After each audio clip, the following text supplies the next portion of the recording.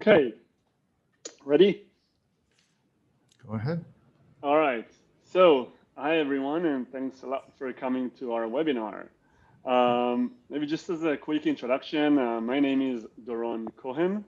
I'm the CEO and founder of Covercy. Basically, spent my last 20 years building a career in technology and financial technology, more specifically. I've been a programmer in the Israeli IDF, and I've built Leverate, my first company, which we grew to become a leading provider of technology in the retail foreign exchange space. In the last 6 years, I've been building Covercy together with a great team. We're going to talk a bit more about Covercy just a bit later. But without further ado, Tal, I'm really excited to have you here with us today, and I'd love to have you introduce yourself. Thank you. Thank you, Doron. Good afternoon to you and everybody else with us today on a beautiful day, at least here in New York.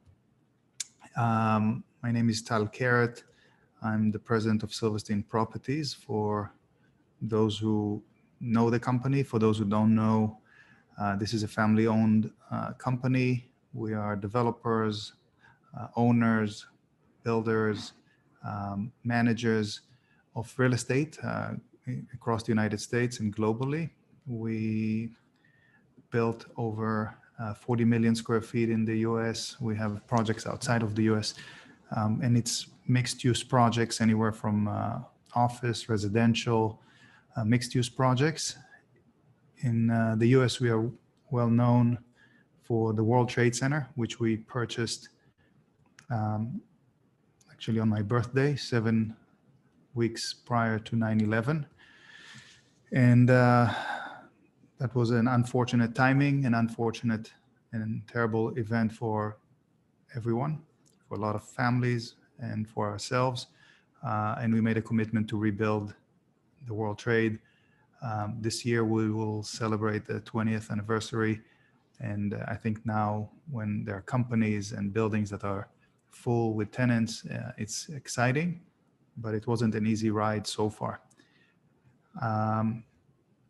I'm sitting on the board of a few companies. One of them is our publicly traded bond issuer entity. It doesn't have a majority of the assets, but it has a nice group of assets trading as bonds, ranked number one on that front, which is called SPL, Silverstein Properties Limited, sitting on the board of NYU. And in general, focusing my time, my attention on both tech and on real estate. I'm a tech entrepreneur in my background, so I have gravitation towards that area. And we have a platform called Silvertech Ventures, which identifies good companies out of hundreds of companies a year that apply. And we then decide to take the companies into the future. And Covercy was one of the few companies that we picked to be with us and grow with us. So that's part of the background. Family with, I'm married to Lisa Silverstein. That's my wife, who sits behind this wall. And with 3 kids, great kids, 2 daughters and a son. So that's my background. Okay, thanks, Tal. And I have to say, World Trade Center is beautiful. I think everybody knows that, but we are proud tenants, so we are really happy there. As I said, I'm gonna quickly introduce Covercy for those who don't know us, just in 30 seconds, and then we're gonna jump into what we came to discuss today. So we are an investor management platform and a banking platform for CRE investment firms. We typically serve SMBs in our space, backed by high net worth investors. We focus on doing 4 things for the GPs. We help them fundraise, manage their investor relations, monitor their positions, the existing database of their investors, basically, and we completely automate distribution payments for them. On the other side, we also have a beautiful investor portal that's designed for the high net worth investor, and people really love using this. So Okay, and I mean, we all know everyone here is from the real estate industry, so we all know that raising capital for our next project or fund is stressful, and even nowadays when money is kind of on the sidelines, really waiting to be invested, it's never easy to close a deal. It's always like you have a very short time frame to get things done. There's momentum that you don't want it to get lost, and of course there's competition. And as we kind of grew in our space, it kind of became apparent to us that what works elsewhere in other industries really works here too. So, about 2 months ago, I called Tal and I told him, "Listen, why don't we do a webinar on on investor retention?" And I told him, "Listen, Tal, I really think that in real estate, it's just like all other industries when it comes to retaining customers. Basically, it's so much more expensive to get a new investor than to retain the existing ones. But I really think there is something like really fundamentally different in this industry. Maybe a little bit wrong." And when I told this to Tal, he kind of, I mean, I was really struck by his answer. Oh, Yeah, totally agree. Some people don't understand that when you have investors, you're dealing with the most demanding entity, which is like customers. Everybody says that the customer is always right. Um, I can't say that investors are always right. But they are demanding, and they are always right in their demand to get information.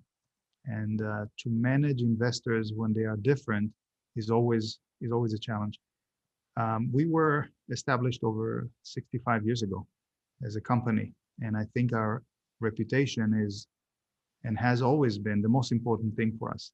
How do you maintain that reputation, that relationship when you're dealing with a group of different investors over the years? 65 years, there are not too many that can, families change, um, institutions change, and different needs that every one of them has.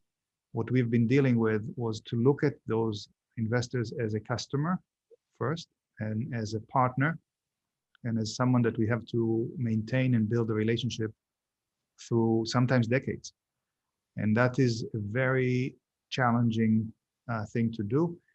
Most companies, most people that I've met look at it as a transaction. And then they are surprised later that they have a group of investors that are very unhappy or mm, feel that things are kind of slipping.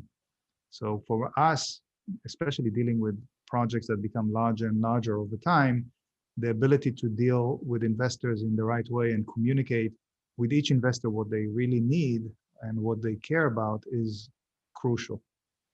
I think since the first deal that we created back 65 years ago, um, when Larry did a deal on 23rd Street, he always had in his deals family offices, friends and family, people he brought in. And he kept that throughout the decades, where now we have many institutional investors that would follow us in deals, but we always keep an allocation to the friends and family. And imagine the difference in needs between dealing with a large financial institution, call it CalSTRS, the California State Teachers, or pension funds, insurance companies out of Israel or other countries, or the sovereign funds from Singapore. Each one of them has a different need, different accounting sometimes, um, but they're extremely different than the family offices that you're dealing with. So how do you create a system that helps you deal with that rather than trying to keep it in the minds or the heads of some individuals in the company? That is and was a big challenge before you and I met, Doron. yes, I agree. And I mean, it's almost, I think in all other industries, in a way, the one who brings the money is the customer. And as you kind of said before, right? I mean, people don't really treat it this way in our industry.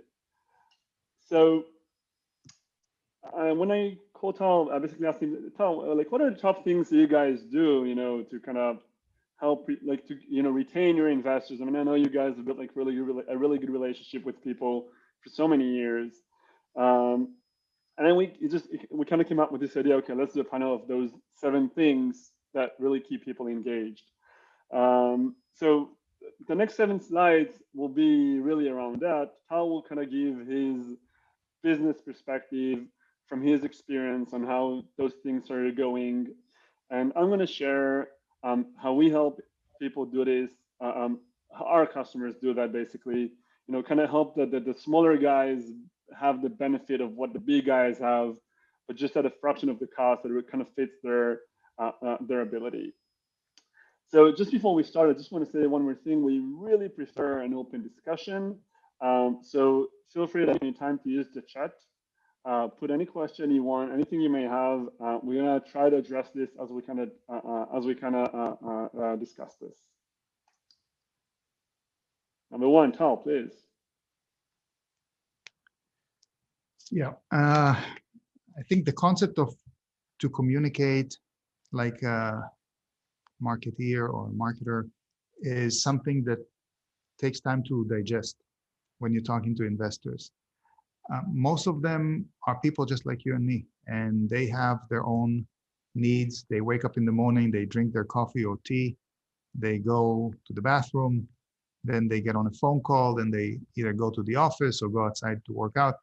How do you communicate? And the proof that people understand today in this world, especially those on the bleeding edge, the direct-to-consumer companies that address and target you with emails, notification, text messages, is that they want to get you the message at the right moment, at the right time, and make it so it's targeted for you.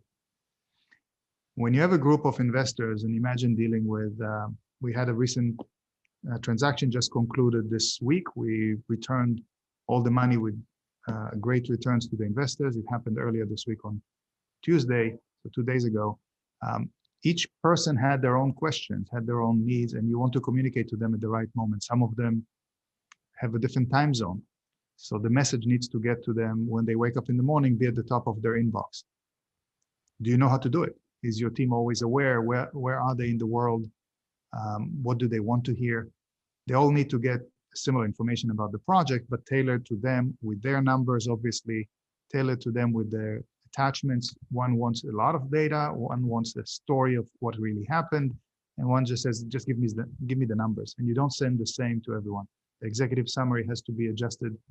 And you know it from, I'm sure, Doron, if you're getting newsletters and everybody that is watching today, you know that they're targeted to you. And if they're not, you're not going to care about them. So you have to be and do the same to your investors. I really agree with that. I mean, I'm so much sick of the 1,000 newsletters I'm getting. Right, it just kills your mailbox, and it just takes so much time for nothing. And really, I mean, we have some of our customers. I mean, they have like over 1,000 existing investors, and for them, every time they fundraise, it's like it's a real struggle. I mean, do you spam 1,000 people, or do you kind of cherry pick those who you think are more relevant? One of the things we have actually recently launched and started doing, which is like very, very unique, and people really like that, is, I mean, we have an AI algorithm. It's kind of an artificial intelligence algorithm, and I mean, it's not as complex as it sounds for the customer. It's a click basically runs in your database of potential investors, and it tries to assess based on data, quite a few data points that we have, in the GP, the deal, and the investor, who's more likely than others to participate. And it's pretty simple. We try to segment this into 3 buckets: unlikely, potential, and more likely to participate. And we just found out that just by using that, people can now focus their time on the 33% who are way more likely. You don't need to spam the other 60%. You get to keep them for the deals that really matter to them. And the 33%, I mean, then it really does worth your time. Agree. Number 2, Tal. Oh. By the way, I have to admit that this is all, for me at least, the narrative is coming from experience, not from writing. So it's not like I have a list in front of me, but simplicity to my opinion, in the sales process is the most important thing. It's complicated as it is to create a good deal, and investors want good deals. The issue of making it simple, digestible, is most critical for them, and obviously the element of trust. So, can you simplify the sales process? Can you make sure that the fundraising process is easier rather than going back and forth, a lot of documentation? What are they getting? So it's crisp, clear. What is the deal about? What do they need to sign? Where do they need to sign? And when is the money going to be wired? To me, I think this is critical. So many people make the mistake from what I have seen. And they come to us and say, how come we couldn't finance? This is a great project. Why couldn't we finance it? Why couldn't we get the investors? They think there is some magic. And I tell them the magic is simplicity. Yes, and really, I mean, what we kind of found out from talking to many people in the industry is, like they typically have those like mega Excel files, like with all the data of, prospective investors, and then they get somebody who's yes, and then you got to track this, right? Did they sign? Did they wire I mean, did we ask them for the money? Did they wire the money? Okay, like all of that, right? And Mhm. we basically kind of, created this like it's like we call it the story of the user. It just kind of tells you where each investor is. You click a button and they get a document for e-signature for subscription. And then you click a button and they get a request for payment. And then it tracks them completing their capital call, their fundraise essentially. So the whole thing is like it really becomes like super automated, and pretty soon actually, and that's a spoiler, we're actually going to even launch an ability to electronically open a bank account for the deal. So you're even going to save that part. You no longer going to have to go to the bank, get all these things done. That's it. Just a button, click of a button, and you're there. 100%. Number three. Yes, this is clearly an interesting point because just like in the marketing world, you need to know which users are more likely to convert for which product. Um, the more you can predict which investors are kind of top of the funnel, the better your outcome would be. Your goal is always our goal. I don't know. I don't want to speak on behalf of everyone, but our goal is to conclude the investor base very quickly for a transaction, because we need to focus on the deal itself and optimize on the deal. We need to know that the money is there ready to go. And to do that, you want to predict which investors are more likely. So as an example, when you have a group of institutional investors and friends and family, you're now sitting in a position where you want to know which investor just had an exit, which investor loves this category, this asset class. It's a multifamily in Austin. Who loves that? Who is heavily invested in that direction? Who expressed interest in that direction? Some investors are maxed out for the year. You don't want to reach out to them. You're burning the relationship. You're impacting them. You may send them information saying there is a deal, but I know that you may not be interested because you're maxed out for the year. From perspective of our team, it's critical.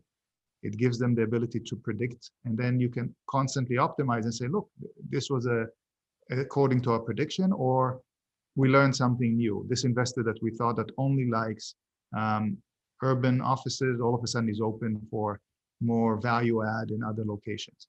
And that's, again, a learning process.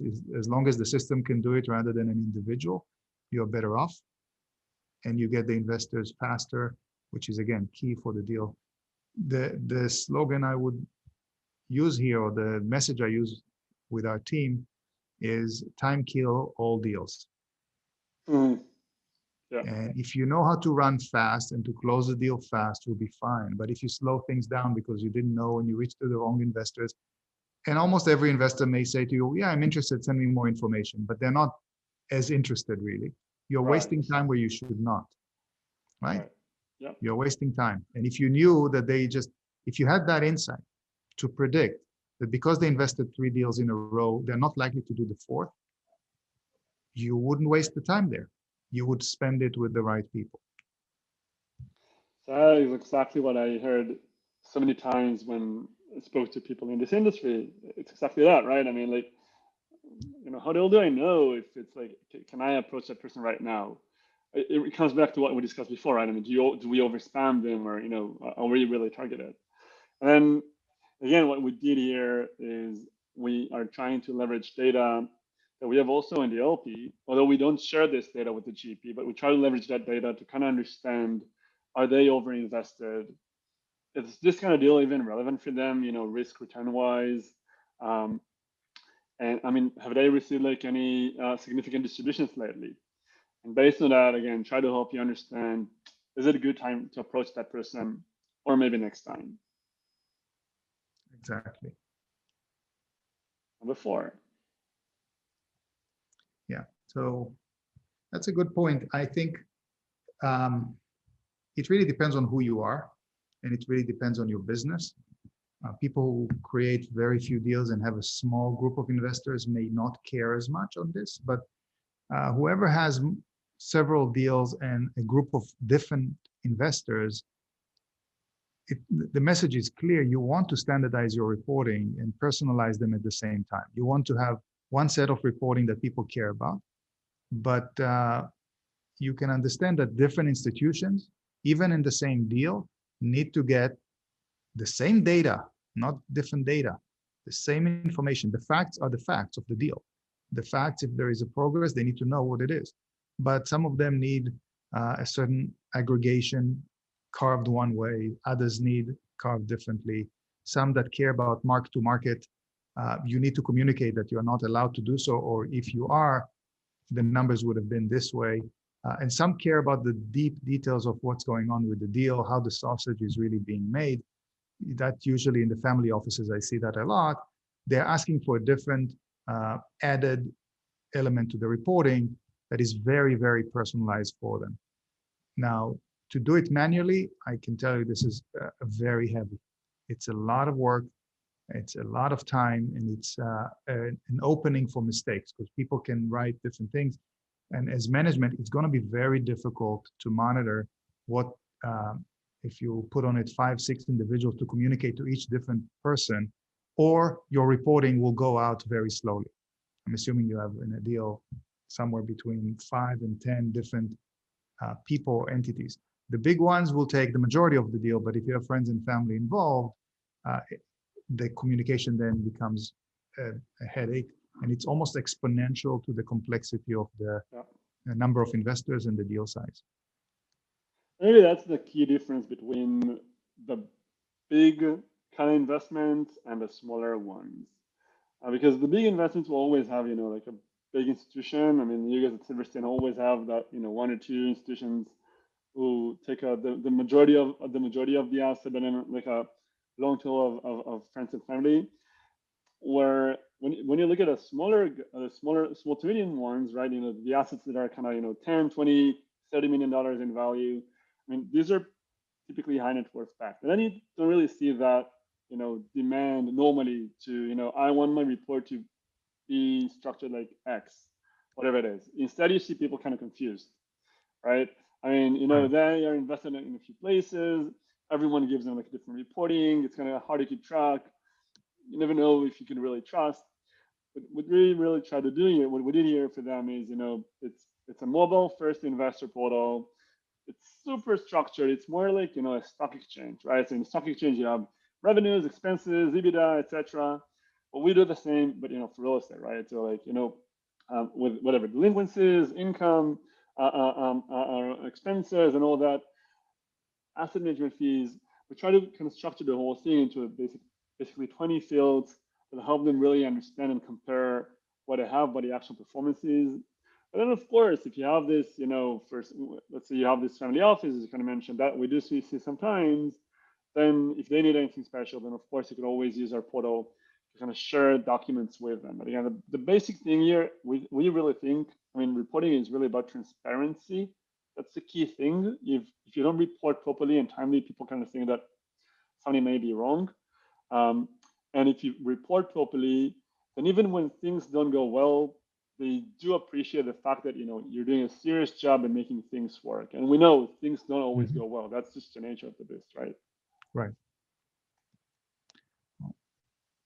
Number 5. Yeah, I think this came in our conversation when we spoke a few months ago. I don't know how your deals are or how someone else's deals are that is listening here today, and I hope they always have a very smooth sale and nothing happens. It's all terrific. Um, Wishful thinking, right? I wish. Yeah. Um, but for us, apparently, um, there is never a simple and smooth sale. You start a deal, you have a certain thought and a methodology and expectation, and you have a great team to execute on it. But things will change during the time. Nobody can predict, or very few can predict a pandemic. Someone would Mhm. argue that Bill Gates predicted a pandemic. Somehow Um, it is the one who created it, I mean, you can never know, right? you never know the timing. You never know Yeah, what will exactly. happen in the world, right? And every time there is a challenge, you need to react, but you also need to communicate. And I think Right. 99% of the people react quickly or react in the right direction, but very few take that challenge and the issues as an opportunity to communicate. The more we communicate with our investors, the stronger the relationship is, and the happier they are with the outcome because they see what we went through, they understand the challenges, the pluses, the minuses, and they understand the decisions we make in every one of the steps of the project. Sometimes you need to change something in a building. Sometimes you need to add elements. Just imagine what happened during the pandemic. What do you have to do? If you don't communicate the issues that are there, you start getting questions at the wrong time, and you say, "Why are they asking me these questions? Don't they understand?" No, they don't. They deal with their money and they deal with many other things. You're just one element of their life for the investors. So they need to understand that when the pandemic hits, all of a sudden you need to add some services to the property that will cost more. But if you don't do that, it would impact revenue on the other side, or it would impact your ability to attract tenants. I think the moment we saw that the pandemic is hitting, we started a full campaign internally of how to communicate. What is this challenge, and how do we best communicate now with all of the investors because they're sitting there, and the unknown is more scary than knowing what's happening. And if you can demystify the things you do, you're taking a challenge and making out of it a great opportunity to get closer with your investors. Yeah, James, you're asking in our chat, um, when the pandemic hit, say, April, when everything was kind of, collapsing, right? I mean, how did you guys even react to that? I mean, what did you communicate to your investors? And was that really an opportunity back then? I mean, like everything was really stopping. Um, Back in April. So first, it was a shock to everyone, I think. At least everybody we've seen. We took an immediate approach of separating kind of the handling of the situation to three different groups internally. And you have the group that is going to deal with the immediate problem. There is a pandemic. How do we stay at the forefront of research, and how do we understand it better than anybody else? And we have a team that is their job. They work with 20 different research institutions, universities, all the way from Harvard to the Denver University. And it's led by a guy called Guy Vadi. That's their job. Go analyze and help us understand the best we can. What should we do? What's the smart thing to do first? Then we have a team that had to deal with the properties themselves, and we have a team that focused on the communication. Now we have a lot of people in our headquarters, but properties that are all across the globe, and you have to make sure what do you do with that. So the opportunity was in a few places. One is communication, and we think it's very important to communicate with each and every tenant, and then with each and every investor. They have different set of communications to them. And the last component was look for the opportunities that arise from that, which is deal opportunities. So we created opportunities that nobody was willing to act on, who did very well for us. Hmm. People heard about the acquisition of a building that we bought in LA, the tallest building in LA called US Bank Tower, and we bought it for a price that is completely out of the market there. And Amazing. obviously, we had an advantage where nobody was willing to travel. People were in shock. and we had a relationship with the owner that needed the capital. We were not the highest bidder, we were not the highest offer, but we were the ones that could educate themselves the fastest on the property. We knew the people, we knew the asset from before, and we said, we're willing to put a hard offer. We don't need to put too many contingencies like others do, so we can close quickly. And we bought, everybody can read about it. It's public. The asset was evaluated on the books of a public entity at 638 million. We bought it for 430. Wow, that's Yeah, amazing. and that's a $300 a square foot. I don't think I can buy or build a house in Connecticut for that price. And this is an office building with tenants, and we were very, very fortunate. Doesn't mean that there is not a lot of work, but investors trusted us. They could not travel. The investors that joined us, two institutions, came out of Israel. They were not allowed to own more than 50% each. They joined us, and they did it without the ability to travel to the asset. And that's a matter of communication, trust, and reputation. And then we had friends and family join as well. We picked up the phone. They said, if you're in, we've seen how you performed before, we are in. That for us was a test case for the worst time that you can imagine: COVID, chaos around, and how investors jump in. And I think that asset will do well. Of course, there is work to be done. So that's just an example of many. We've loaned money to people that we believe that they can do a great job. We bought and we created and assembled assets. We took over a piece of land just across from the Amazon headquarters in Seattle. We've done a bunch of deals that are opportunities, but I think the biggest opportunity for us was to communicate and re-engage with tenants, with their employees, with our, not just the office tenants, but the residential tenants, and everybody was paying. The shocking thing is we had a collection rate in 2020 that was the same, slightly even better than the year before the pandemic. And that was a shock to our system to see how could that be? How can that happen? And by the way, we have a public, as I mentioned, a public entity, and people can look at how the bonds are traded. That reflects that. That reflects that. The bonds are ranked #1, I believe, globally of all the companies, the real estate companies that issued bonds there in Israel. And a lot of it has to do with communication and performance and reputation. Well done. Okay, let's go to number 6. Transparent distribution process. I think that the point that people need to focus on when the deal is done, everybody is happy, but they want to understand what's happening. Why am I getting or not getting all the distribution? Sometimes you have to hold back some money because the buyer is requiring certain elements. We had a deal where we concluded it quickly. Everybody was very happy, but then they said, well, I thought I made 19% IRR. I was in the deal for 2 years. That's an example, a concrete example. But if I'm doing the math, I'm not seeing 19% IRR. What's going on? And you want the system to tell them in advance, instead of them calling with kind of questions in their mind saying, what's so wrong, is to say, you got 19% IRR, but all of us have to leave within the deal 3% of the money towards future litigation. The owner is buying it kind of asset, not unseen, but they don't know what's behind.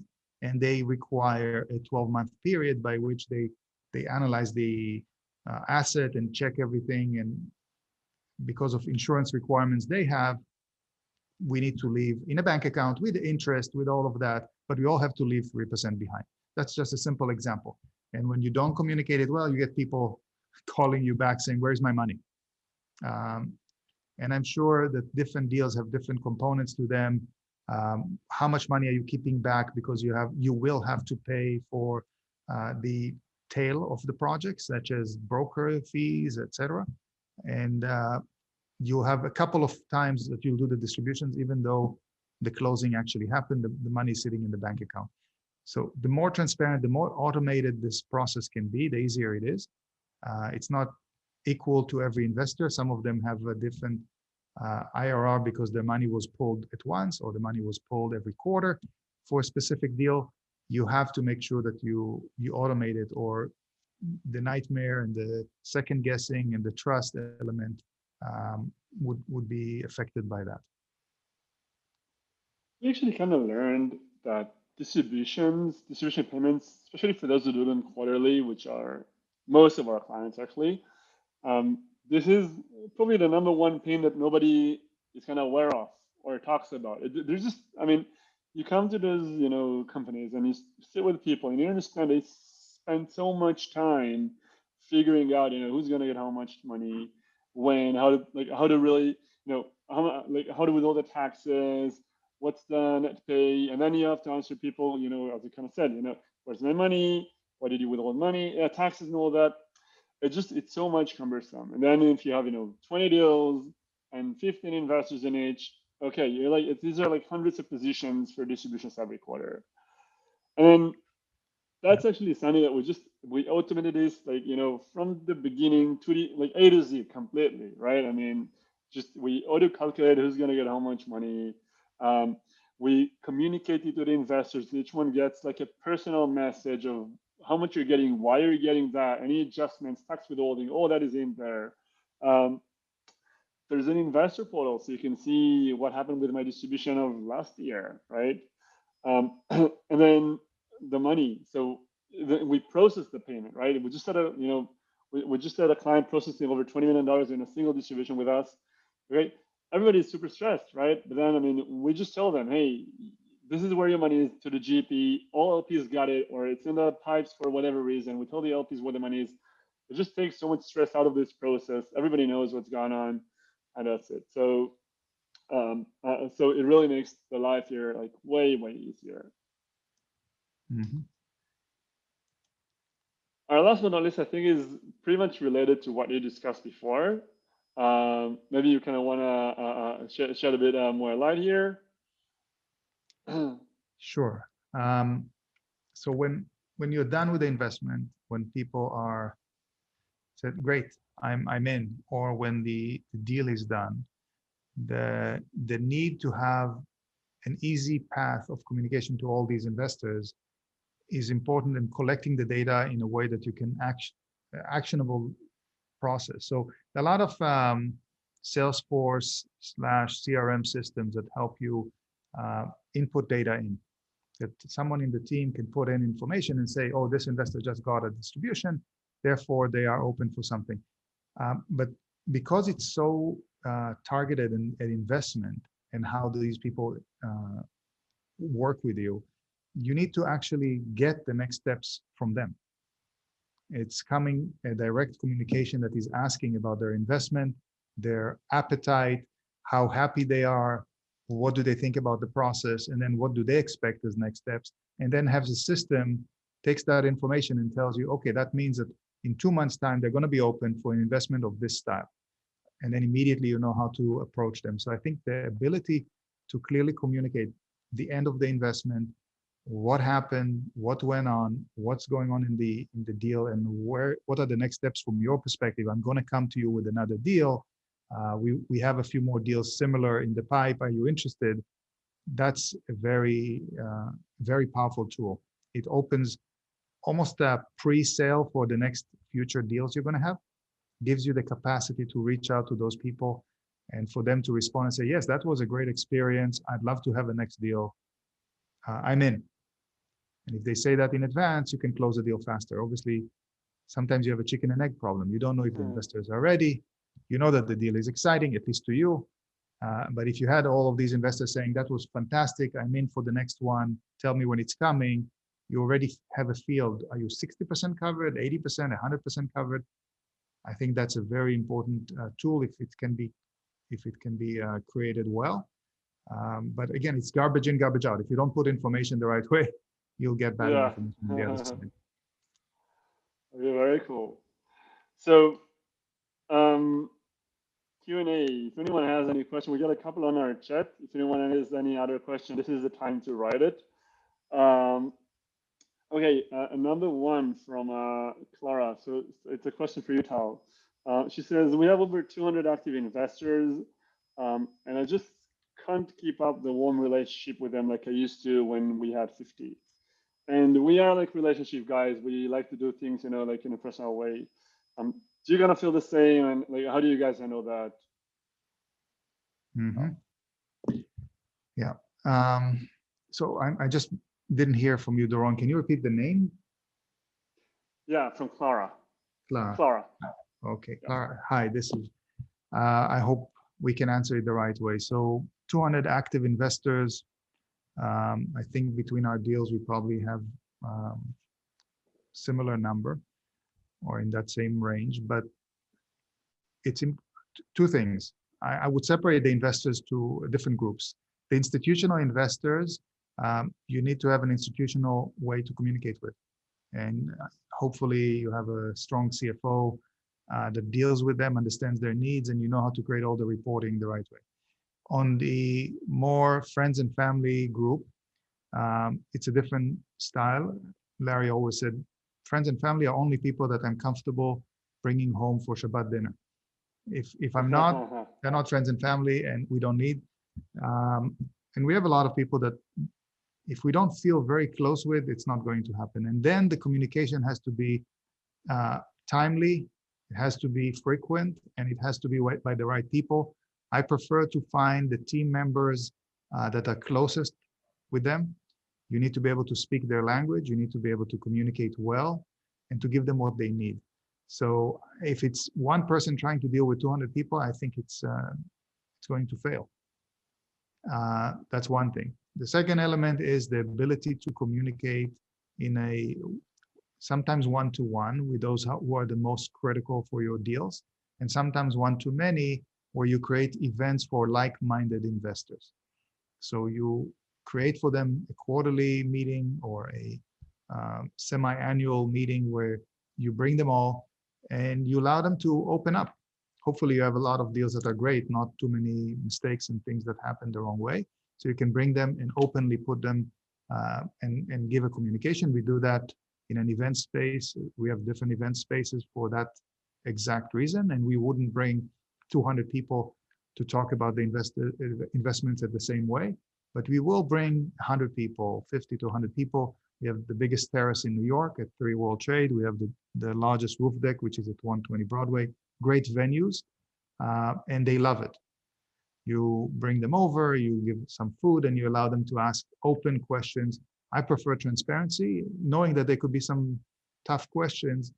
We are lucky that our deals perform, but I'm always open for questions. People may say you expected this, but all of a sudden something happened. For example, the residential market was very difficult in New York, very challenging during the pandemic. For us, we've done a lot of things that filled the buildings very quickly, but there was a period of time that people were very nervous, and they should have been. They didn't know where it's headed. So how do you communicate with all the holders, the stakeholders, efficiently, nice, transparent, and to the point? I can't say it's an easy task, but the more you can automate and do it at the right frequency, the easier it is for you. So Tal, for us in the tech industry, there's like, we kind of tend to look at this as if you have a ratio between, the number of customers versus the number of, say, customer support or success team handling them, a 20 to 1, 100 to 1, really depends on the business.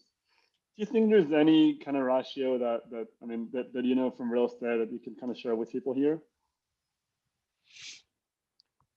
A ratio of number of people. This is not a customer support.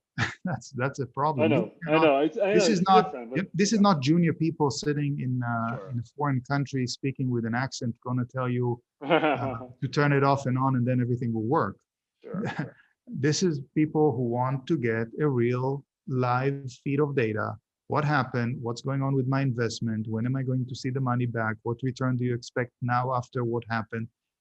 You've got to have some senior attention. The issue is when times are difficult and people expect you to work very, very hard to solve the problems, they also expect to have a lot of communication. And this is in contradiction. If you communicate too much, you don't have time to focus. And it's senior attention. So I think part of it is figuring out how to write as much information in a methodical way.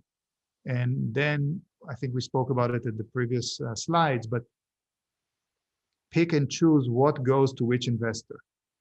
They need to get frequent communication. They have to get a lot of communication. You have to schedule sessions for them to have like a town hall. We created at the beginning of COVID, we had a morning meeting for 12 weeks in a row, every morning with Larry Silverstein, with my wife, Lisa, with Marty, with our COO who just joined us, who was before he joined us March 16th. He was Oh the my head of, God. before he joined us, he was the head of real estate and services for the head of real estate at Goldman Sachs. And he joined us on the first day that Wow. nobody could show up to the office. And every morning for 12 weeks in a row, including weekends, we had an hour call, leadership call, to talk about everything. Who do we communicate with? Who is responsible for whom? What are we doing? What are the key elements to focus on? So we had a tremendous amount of effort. I don't think we slept much, but we focused every day on what do we have to fix? What do we have to do? Who do we have to communicate with? And it was constant, day after day after day, because investors expect that from you. And you expect it from yourself. You have to first focus on what is right to do for the assets, for the product, and for the investors, because they are your effective. They are not your personal shareholders, but they are shareholders in the asset, or they are owners in the asset. It's a long-winded way to explain that the communication cannot be delegated to very junior people, but the ability of someone more junior to help with breaking down the communication you have, the things you can send over, can reduce dramatically the need of face-to-face communication via Zoom or personal or other ways. The more you can send the materials and say, I'm open for a conversation, I can speak with you tomorrow or Thursday. Sometimes they just say, great, you gave me all that I need. I don't need anything else. Sometimes they say, I'd like to get on a call and understand. You need to know who is a person or an entity that is heavy on the communication, and deal with it. I hope that was a good enough answer. I'm always happy to get on a one-on-one call if there are specific problems and walk through those with people who are on this call. If you want, you can give everyone my contact information at the end. It's my first initial and last name, Tkerret, Tkerret, at sylphprop.com. So if anybody has specific questions, I'm happy to answer. Amazing. So just we got just time for a final question from Jenny. She's asking me about like what's the kind of process to use our platform, and also in terms of costs. So I just want to say, I'll just keep it simple. It's really simple to start using us. And I mean, you can basically, you can go to covercy.com/demo to basically just schedule a demo for, any time that works for you to get it done. The entry level is low cost, really low cost. It starts at about $100 a month for the full package. And then it kind of grows with the number of assets. I mean, you can go on our website, see all the details, and of course, ask for a demo. And we're here. So Tal, thank you so much for joining us today. I really enjoyed it. I hope everyone else did too. Pleasure, Doron, and I hope we were effective for the audience and people can take something away from it. But in any case, if anybody has a question, feel free to reach out. I'll always make myself available, and hope you're all very successful. Have a I great can day. vouch for that, Tal. Thank you so much. Have a great day. Take care. Bye-bye.